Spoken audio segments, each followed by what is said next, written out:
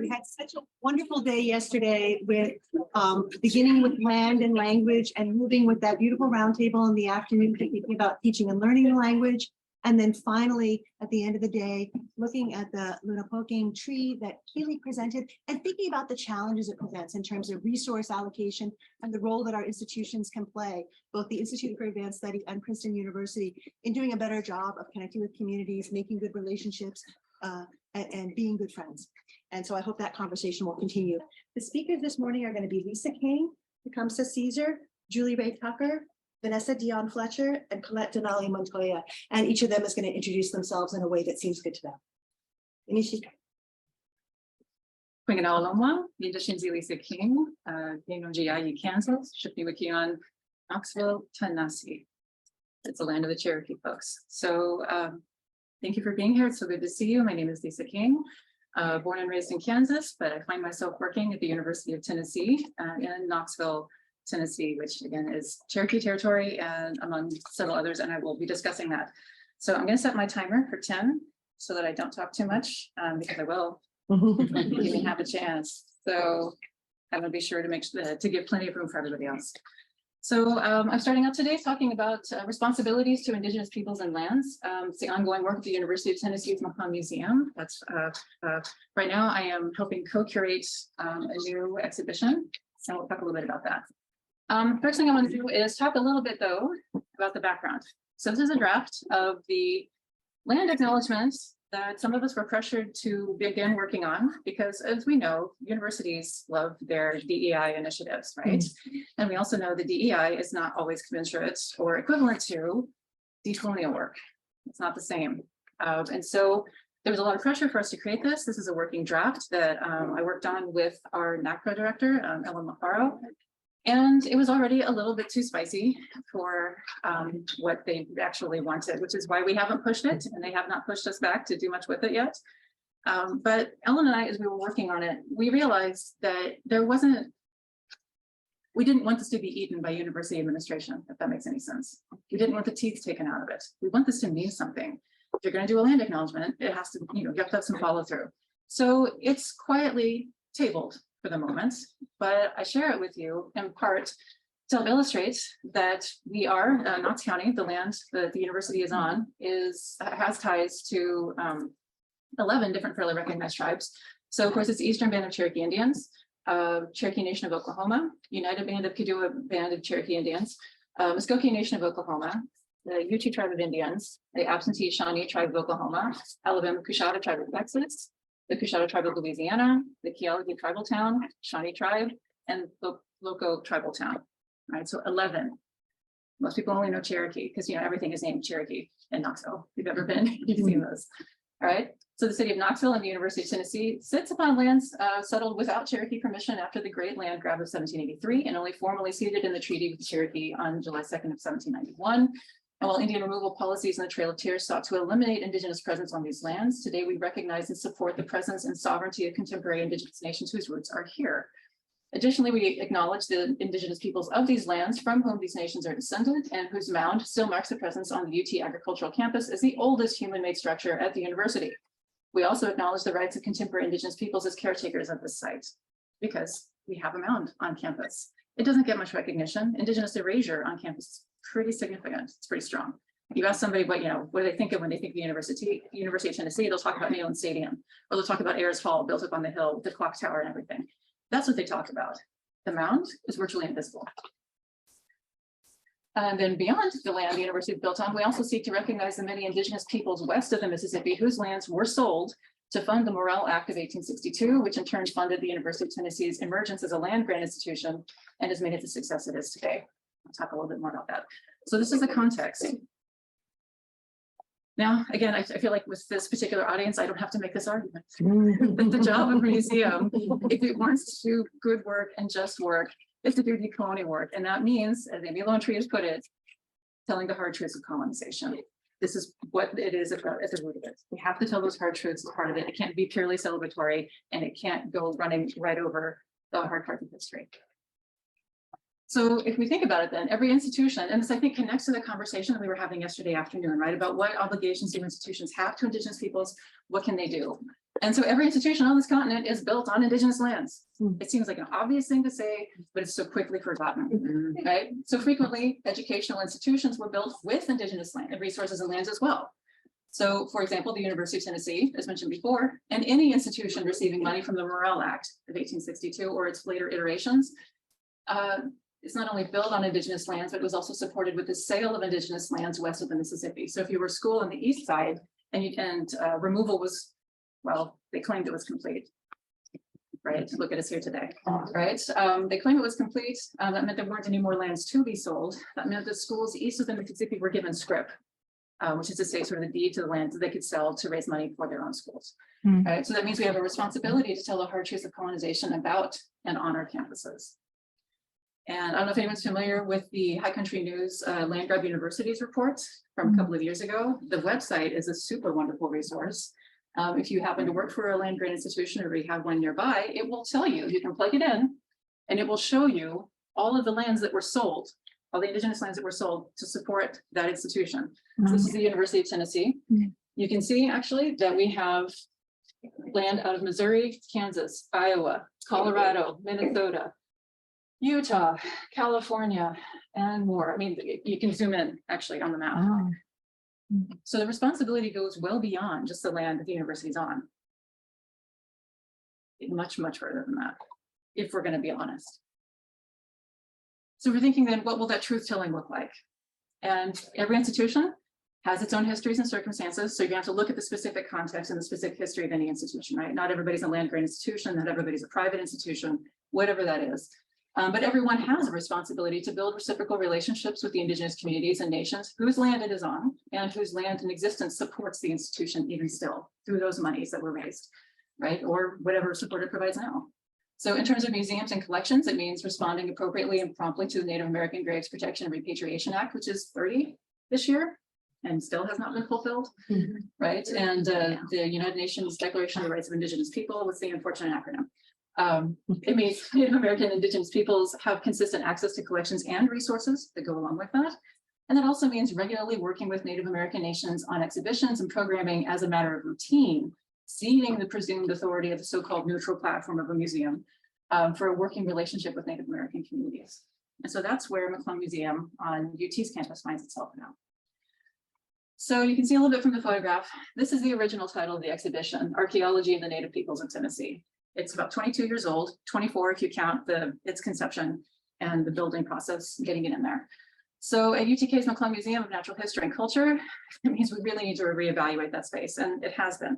You can see the way that the title has been altered with the new installation as of August of this year. It was a hugely problematic exhibition. It had funeral objects on display. It had some other items that should not have been on display. 22 years ago, there was a little bit of rubber stamping from EBCI. Said, okay, for now, it's all right. But again, as the land acknowledgement in its draft form shows, the EBCI are not the only ones who have a stake in it. And also attitudes have changed for EBCI as well. And so for the last 6 years, there's been a lot of pressure. Why are you still showing these objects? We need to take them down. You need to do something different. If you want to know about the dog skeleton, ask me about that later. That's a whole story by itself. But it meant taking down the problematic labels because much of that exhibition, it was the vanishing Indian trick. It was like, oh, ancient peoples, and now they're gone. It only went up to contact and colonization, and then more or less disappeared. There were 3 small labels that had to do with the 3 federally recognized Cherokee nations, and that was it at the end. Very, very little to bring a visitor all the way through to the present in any kind of powerful way. Actually, it wasn't powerful at all. It very much cemented people in the past. So it meant taking down labels, and meant removing or covering sensitive objects, and it meant explaining the process and importance of repatriation, because there's a word that lots of people don't know. Or, as one journalist got confused in Knoxville, thought it was reparations. True story. Had to correct them. So yeah, we were working with a baseline audience that really doesn't know a whole lot. They don't even know what they don't know. Right. So part of what had to happen here was changing this and also foregrounding the perspective of tribal partners. So it's now reopened. These objects have been taken down. The labels have all been replaced. And we also have the perspectives of a number of our tribal partners who collaborated on the consultation for this exhibition. And those are the perspectives that are huge on the wall now. Those are the ones that take center stage rather than the problematic labels. So that's a good start. That's a good start. It can't be the end. Right? So what we're thinking about is what takes the place of this. So a sense of Indigenous place is the exhibition that I'm working on now. I'm co-curating. And the idea is that we use the mound site, or not use it, but we center it. We begin there as a discussion. If we're going to be responsible to the land and responsible to the Indigenous nations that have connections to Knox County, this is where we need to begin. So this is the mound itself. It's just an artistic rendering here with the mound garden. Again, the EBCI have done a lot with us since 2009. So we have some plant labels that have the Cherokee syllabary, have Cherokee names for those plants, but that's not enough. And people we've noticed don't really pay attention to that. They're not really engaging with the mound site. They don't understand it. We still have to chase people off the mound. They're doing things that they shouldn't be doing. I actually had to pull signage off of the edge of the mound, Dish Network TV, advertising for homecoming. They stuck it in the ground. Back out. Right. So the idea here is to develop an exhibition that one centers Indigenous space and two is done collaboratively from the ground up, this time with tribal partners. So again, Ian was talking yesterday about reciprocity. So part of the process from the beginning has been to ask what our tribal nations partners would like out of this project first from the beginning. And so far the ideas have included, this is just so far because we're very early in the process. We're doing the conceptual work now. We're getting ready with design. But it means support for elders and or curators travel to visit the mound in the museum. Now, COVID has made this challenging, but it means that if we're going to write grants, we need to build this in. We need to be able to build in that experience and that opportunity if they want it. It means an interactive exhibition website that will outlive the exhibition because the exhibition is only going to stand for a couple of years, right? What happens when it's gone? So our tribal partners have asked for a website that will allow extended space for tribal explanations of the importance of the mound, because also labels are usually not more than like 150 words long, most of them. Can't do much with that. So where can we create an extended space for discussion? Where can we do that so full representation is possible, or fuller representation at least? We want more space for artwork beyond what can be displayed in the exhibition space because it's not huge. The gallery isn't enormous. And other educational materials. Since, as several folks have pointed out, most tribal members won't get to see the exhibition, there needs to be a way to create a living resource to help maintain the connection to place. Like what can they do in Oklahoma? What can they do in Louisiana? How can we bring this back home? And then overall, like visibility and affirmation of presence on their terms. In all of our consultation sessions, we are still here, even in a so-called removal state, right? So, and long-term goals may include MOUs with the university. That does become a challenge because we have a supermajority. I mean, not to go political, but that is the reality that when you have a Republican supermajority in the Tennessee legislature, and these MOUs have to be run through that legislature, those become long-term goals that require some finesse. So we're hoping for that.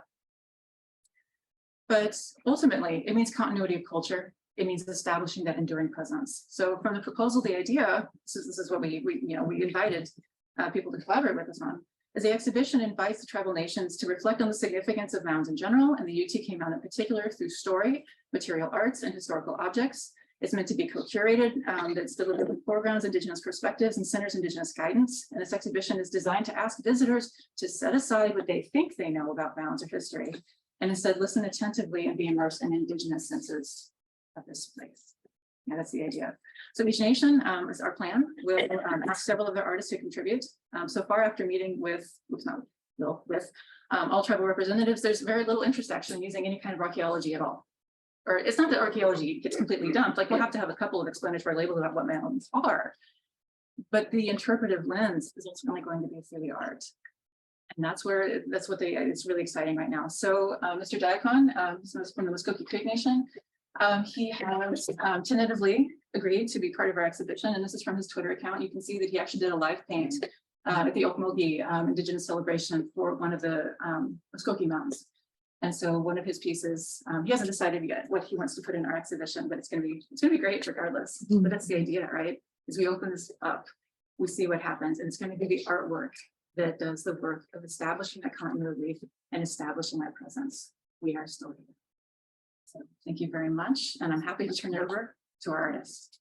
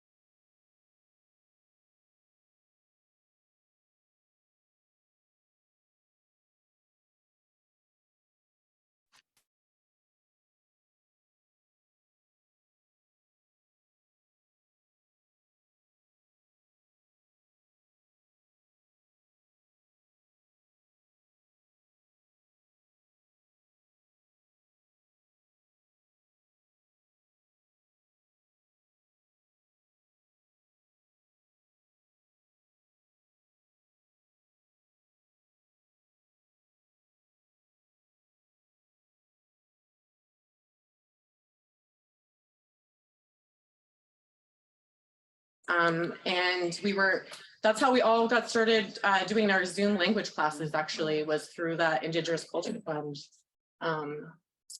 And, you know, one of my roles is whenever I see something really bad happening in the community, in our communities, you know, in the States, you know, I'm in Windsor, like I'm like 7-minute drive to downtown Detroit. I write grants. That's how I deal with it. And I try to create platforms for people, for Indigenous people to succeed in their goals. I'm a person, like I like to be in, you know, there's, you know, show ponies, that's Ian, and the people that work in the back. Yeah, there you went. And then, yeah, speaking of grants, so the federal government had this events-based, I guess, honoring of residential schools. And, you know, I passed it to I passed on to Mary Jane and Ian, and we talked about, like, I was really inspired by my grandmother who attended Mount Elgin, and you know, when she was talking about boarding school, all she talked about was work. She worked her whole life as a small child. She worked before she went to residential school with her mother. They cleaned houses. They did not have a place to live.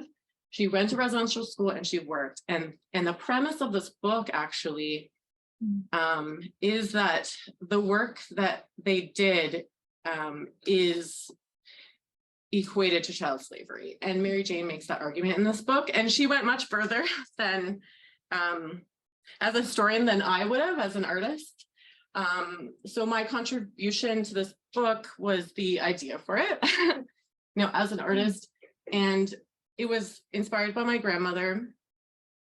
In 2015, I attended Imaginative Film Festival and was listening to Justice Murray St. Clair, and he said, whatever power that you have to use it to address the 94 calls to action. Sorry, I'm gonna cry because, you know, it's really, you know, we lost our grandma in 2020 or 2021. We lost 4 people in our family, including parents. So, you know, there's a lot of grief. Thank you. I came prepared. I knew it was gonna so, you know, I really internalized that. I heard that in 2015. You know, our country, it's, you know, this has started previously with the royal, with other, you know, documents that had come out. Like, they know the truth, and they've only completed 8 of them, I think, of the 94 call to action, and they're not the ones that are going to address any systemic change in our communities. So anyways, my grandma was a cool lady, and all of her stories were like, her stories about school were like about being a bit of a rebel. So I really, like, now I understand why the way I am because of her, because she always found a way to subvert authority. So Mary Jane and I are also looking in, applying for a grant. We just completed it. I work at Art Windsor-Essex. It is an art gallery in Windsor, and we're working to turn this into an exhibition. Like, this is only one story. This is for grade 7 and grade 8 kids to understand like what residential school would have been like for children at the time. And so what we want to do is gather artists, you know, the family members, people that have connection to Mount Elgin. Like, this is the closest school on the Canadian side to Windsor. Like, as a museum worker, I've been offered other shows about reconciliation and residential schools, but I really think it's important, you know, as a culture worker, and like the power that I have is to make sure things are very specific to my area and to my community. And you know, there is many folks, families that attended Mount Elgin. So yeah, so I'm the head of programs and collection. Which means I'm in charge of all of the education programs and all the exhibitions. So we have about 8 or 9 galleries. I just finished we had 2 floors. I just finished the 3rd floor before That's why I'm able to come, because I was able to finish that. But we are a collection institution. We have 4,000 works of art. We collect mostly Canadian and Indigenous artworks. And yeah, I'll just talk about some of my exhibits. So I really like to work collaboratively. I like to work intergenerationally. I like there to be youth involved as well as students. So I was tasked with doing a collection show, and I could do anything I want, which was great. So one of the things that I was investigating, I just started the research question, like, it's gray matter, your brain, and art. Like, what happens to your brain when you look at art? So I looked like to the university for collaboration, and I found Dr. Larry Buchanan, who's a psychologist, a neuropsychologist, and she was able to help me answer this question.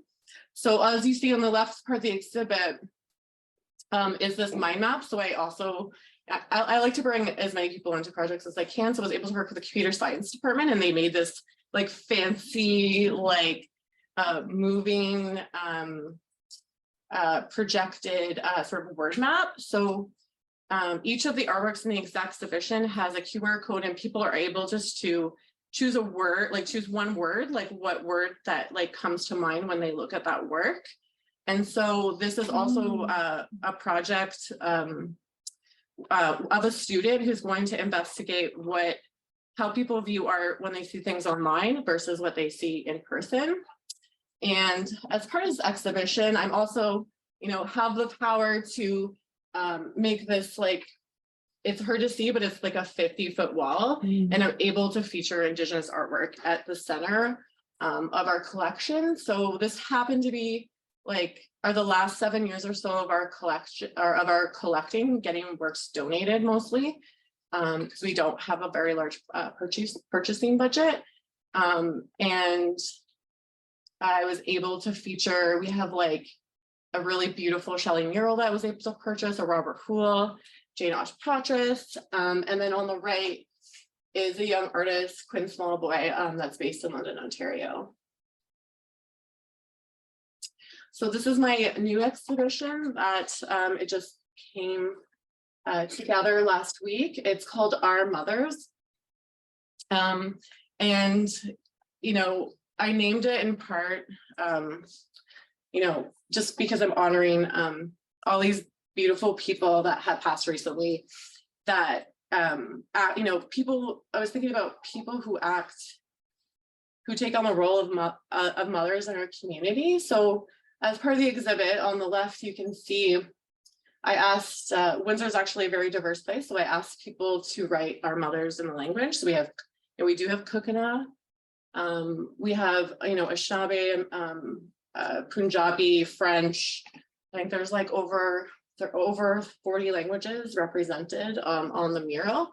But this was using a donation of works by Daphne Ojig. And if you know anything about her work, she's really known as like the grandmother of Indigenous art. There really wasn't many Indigenous artists in galleries before her. And she, along with 6 other artists, formed what is known as the Professional Native Artist Group, which is also known as the Indian Group of 7. So we have these beautiful prints that we received as a donation.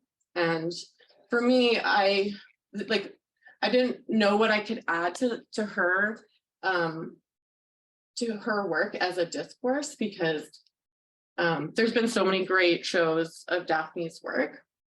But I think this idea of celebrating someone who created a path for other people was what I was thinking. And I really think it's important it's okay to be very personal about like what your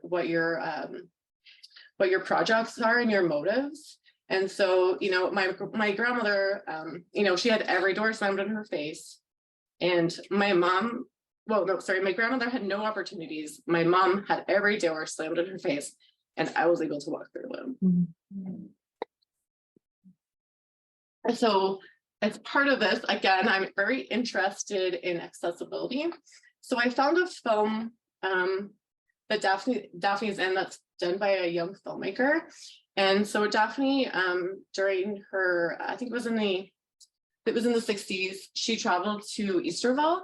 And so this was a Cree community that was relocated off their land and basically put down in a desolate landscape. And so Daphne drew the people there. And so that's an image of Virginia and Gladys. And so in this exhibition, I was able to show this film, and then also I borrowed the work from Ottawa. And then also this like an image of a book. So I also, someone found the book for me as well. So that's also part of the exhibit. And I think she would really like that because, you know, it's not just a solo show of her work. There's other sort of artists and marks involved. And then another important thing to me in my curation is to indigenize the space and however I can. So you see these pillows over here, there's actually very special pillows. So I partnered with an artist that does it's like vibrotactility. So instead of speakers, inside of the pillows is transducers. Oh, wow. So if you're a person with like a visual disability, like different sorts of disabilities, you can actually hug the pillow and feel the sound. And it was really important for me also to have the you know, the Anishinaabe designed pillowcases as part of that. So yeah, I don't have great pictures of this because I just asked my coworkers to like take some snaps. So this is another project that I worked on. It was called The Bridge Artist. It was with the Detroit Windsor Bridge Authority. They're building a new bridge, the Gordie Howe Bridge, that connects Windsor and Detroit. They had commissioned artists from Pikeajinon, Walpole Island, to work on the bridge footings and to do murals. So I connected with the artists who are working on that, and one of them was Teresa Altman, who is an amazing artist. She's never shown in a gallery before. Wow. And she's in her 70s. And my mom had worked many years in Walpole and had told me about Teresa's work. And she does these amazing textile pieces. And I was so honored and lucky to work with her. And as you can see, the walls are painted in the 4 direction colors. And I did them in the Anishinaabe way because I'm in Anishinaabe territory. That was very important. But it was really great because as soon as elders walked in, they're like, I know where I am. I'm like, someone took the care and I understand, I understand why this is here.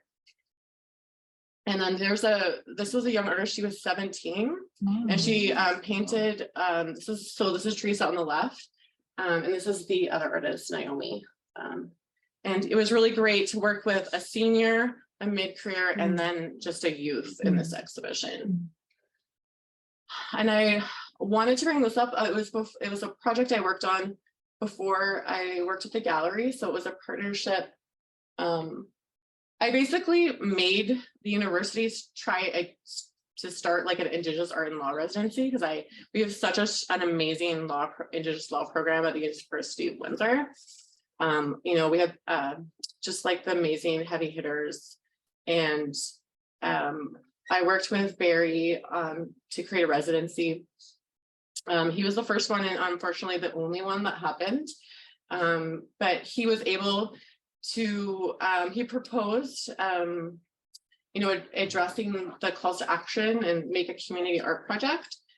So everyone was involved in there's like scroll. Oh, I think actually I have a post. So there's like scroll. So everyone wrote a call to action, and then he beads with capacitors. So those are electronic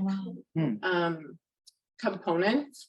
And then there's a tobacco tie.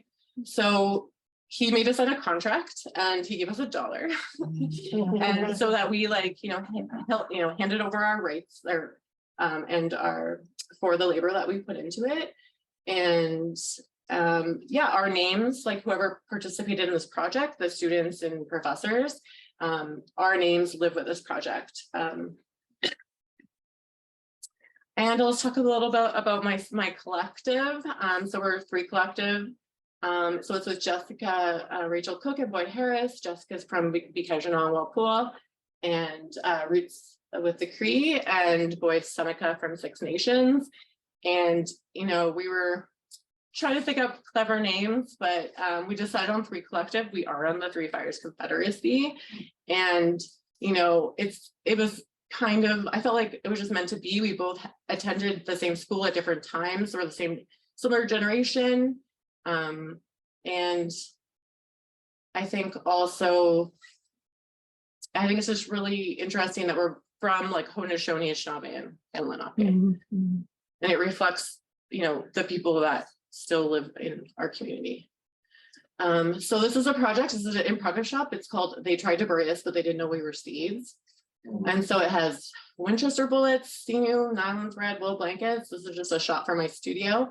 This is the finished work that we actually showed at the Art Gallery Windsor before I started working there. But the show didn't end up happening until 2020. I was thinking a lot about, like, I wanted to go to, Mark was talking about Gnadhatten, okay, sorry, where the Moravian Massacre was, and we also wanted to go to Fort Pitt, like our one of the neighboring communities called Amherstburg. And so we were thinking about, at this time, about like protection, like as a starting point for this project. And, you know, I didn't realize that the blankets were given to the Seneca and the Lenape people. And I was like, wow, like that was kind of like a significant moment for me. So I wove this blanket. I had kind of learned it inspired by basket making. It's a kind of a military style blanket, which I'm also definitely allergic to, making this project. So yeah, I'm really allergic to old wool. So I don't think I would have made it in the earliest 20th century. But we each made our own. Mine is the center one.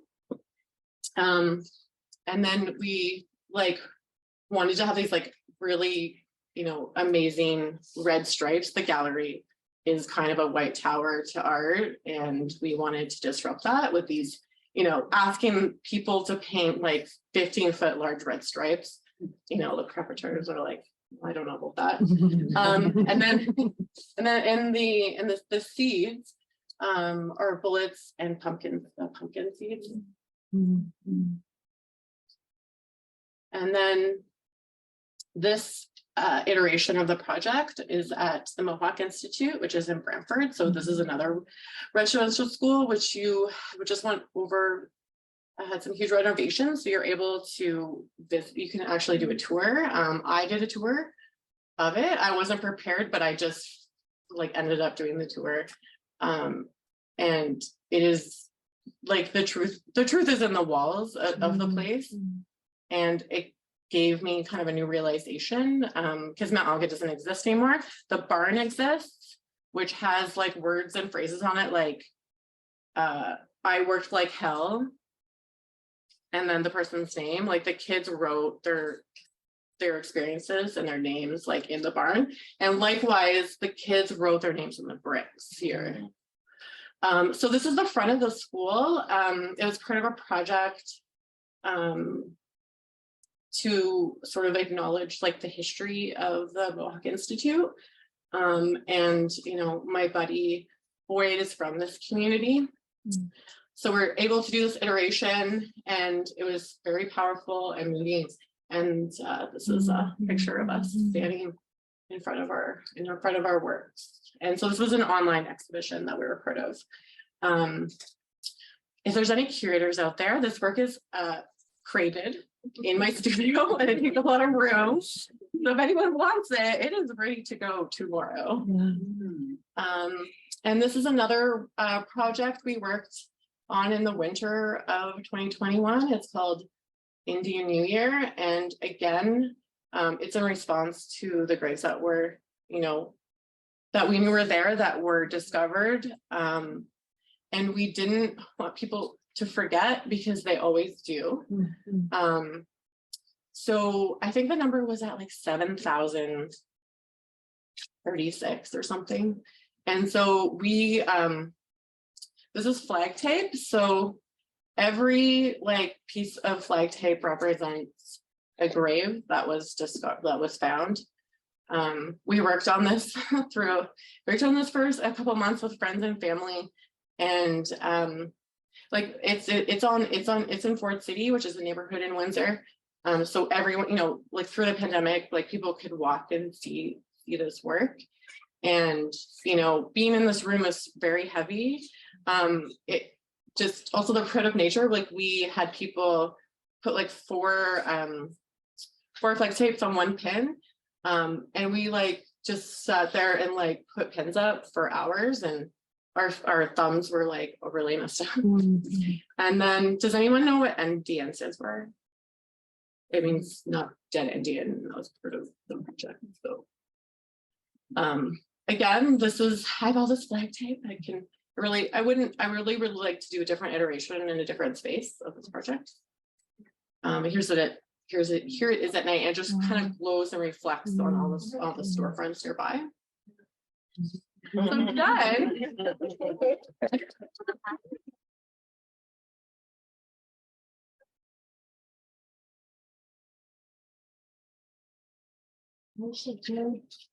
Vanessa?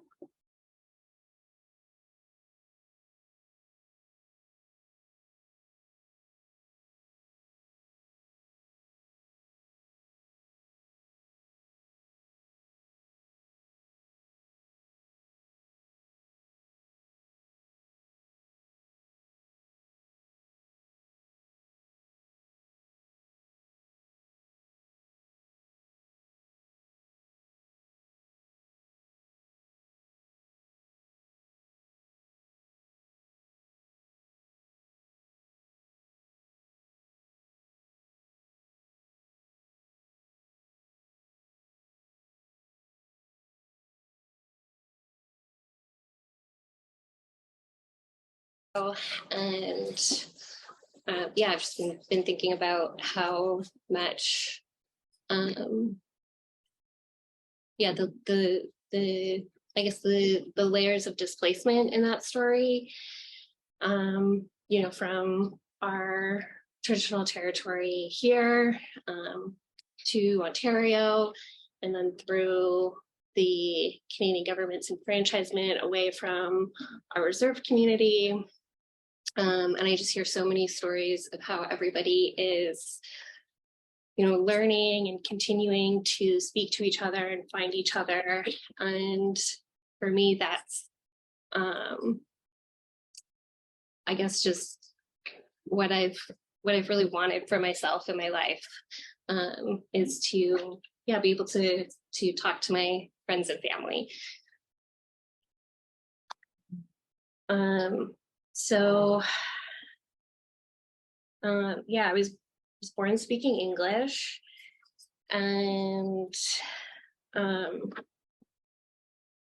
guess talking went okay, but when I started school, it became really obvious that reading and writing were not my strengths, and not like more so than other kids, more so than other people. So I was kind of failing in school and not meeting these like classic developmental milestones. So I spent a lot of time in school, really feeling like I was failing, or like I couldn't keep up.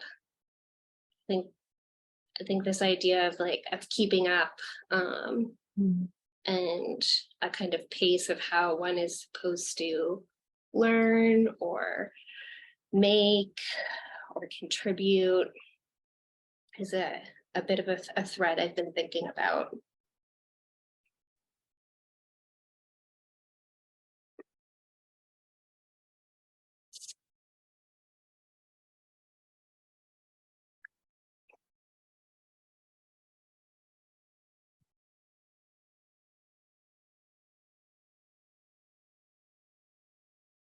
But I guess, funnily enough, I'm going to fast forward from being a frustrated kid in school, everybody was frustrated. I was frustrated, teachers were frustrated, parents were frustrated, peers were frustrated. To learning quill work. I learned how to do quill work in 2017 from Brenda Lee. And like language, I've been looking for these ways to express myself and to talk to people. But because I didn't want to, I couldn't really speak Lenape, and I didn't really want to speak English. And I didn't really want to read or participate in English.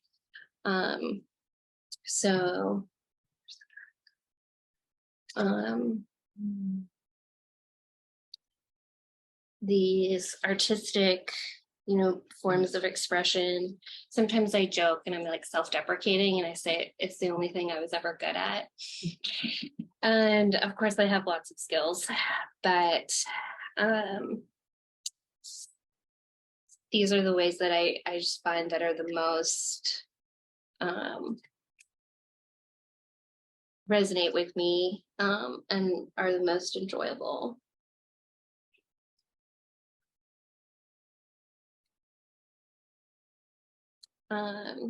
So I learned how to do quill work. I'm not sharing my bio. I have like a whole my professional bio. I have a whole professional bio that includes a lot of fine art training.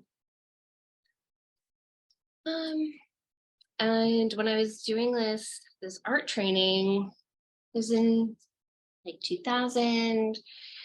2005 is when I went to do my undergrad, and I knew that I was missing a lot, right? I was like, I know I'm a Lenape person. I was like, but I'm learning how to do lithography and screen printing and I can take classes in European painting, but at that time there's no, I couldn't take a class in beading or quill work. And so I knew there was a lot missing. And I'm really glad that I was able to find it.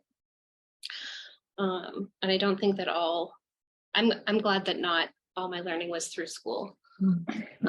I'm really glad that I got to learn these skills in other places. Okay, what else did I say? So I learned quill work. And I totally fell in love with it. I don't do a lot of, I don't drive. So most quill workers find their quills from deceased porcupines. So I usually have friends drop off bins of quills and then I wash them and I sort them and I dye them. And then you can get to this point where you're sewing them onto the paper.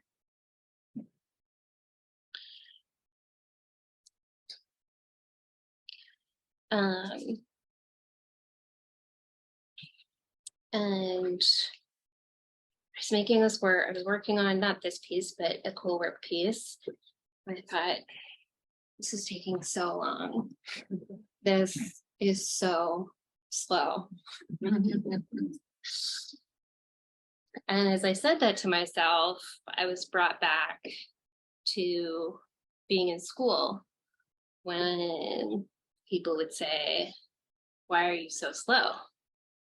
Why aren't you finished yet? I've done my project.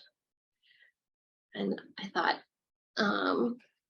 that maybe this is just a way of being that is okay. And anybody, I think, who does quilling or beading or sewing or learning a language,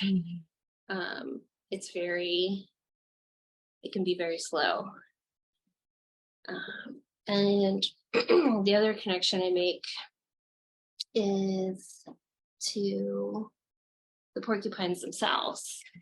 And they are very slow killers. They don't have to be fast. They grow this amazing protection that outwits almost every animal. They have very few natural predators. And so they just get to kind of, I think, enjoy a slowness in a way that other animals don't. They get to kind of amble around the woods, you know, really unbothered. And they're nearsighted. They have poor eyesight.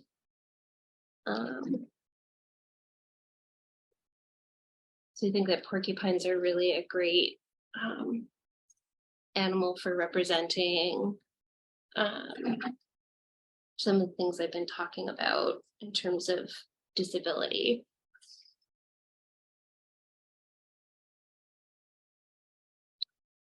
So I've finished this one line, but there's a tiny little bit left. So I'm gonna look at my quills for a short one.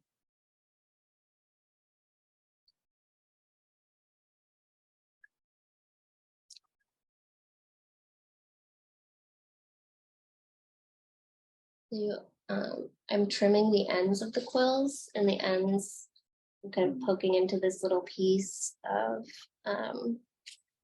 this is a little piece of moose hide.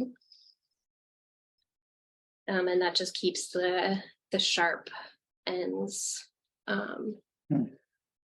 stuck into the hide, because once you have a tiny little barbed end, it could go anywhere, and it can be really dangerous.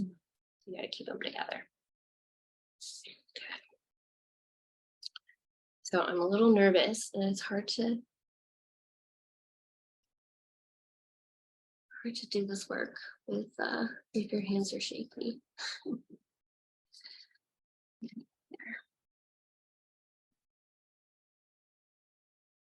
What else was I wanting to share? Yeah, my grandmother didn't do quill work or beading.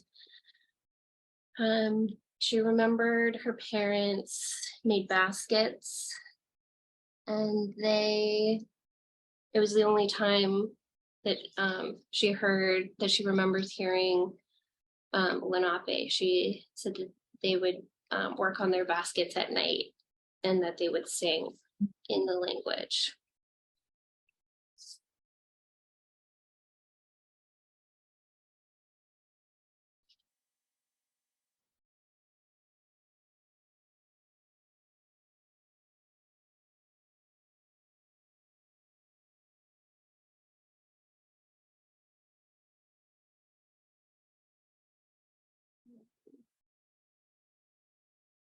So, but one of the things that she did do is she sewed clothing.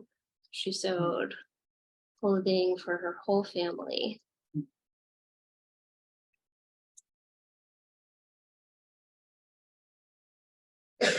And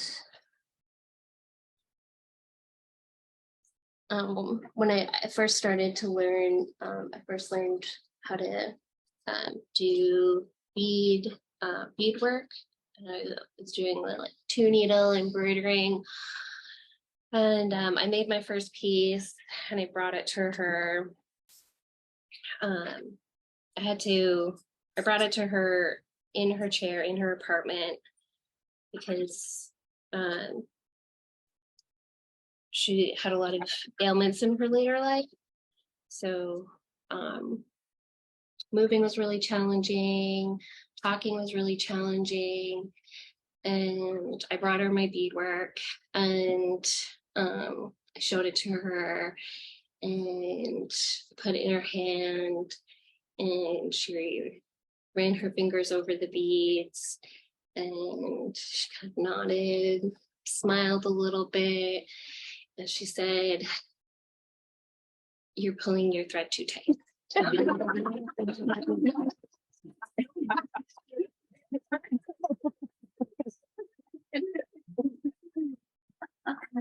And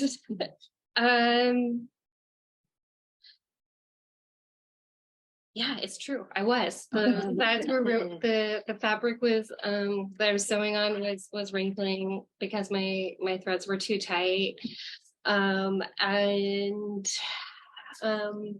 Yeah, she was able to, I think, she knew stitches and she knew about tension, and yeah, just like expressing, I don't know if I can like convey like really how like laborsome it was to form words.